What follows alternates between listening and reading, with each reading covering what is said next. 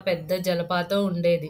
దాని పక్కనే ఉన్న సరస్సు దగ్గరికి ఎప్పుడూ ఒక బాతు తన పిల్లలతో వస్తూ ఉండేది.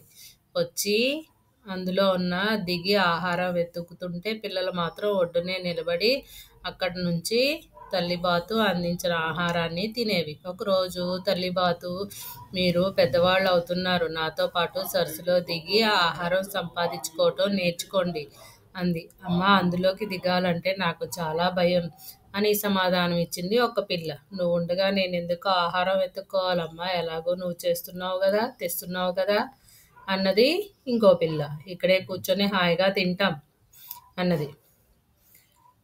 ఇలాగే ఉంటే చాలా కష్టం, ఎలాగైనా వాటిలో మార్పు తీసుకురావాలనుకుంది. వెంటనే వెళ్ళి ఇదే విషయాన్ని కుందేలుతో చెప్పింది.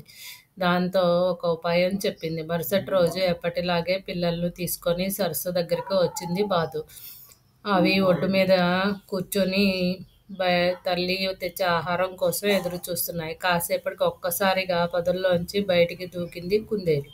అది చూసి ఏంటోనని భయపడి సరస్సులోకి దూకేశాయి బాతు పిల్లలు. ముందు కంగారు పడిన తర్వాత హాయిగా నీటిలో ఈదాయి. కనిపించిన చిన్న చిన్న పురుగులు, చేపలను నోటితో అందుకోసాగాయి.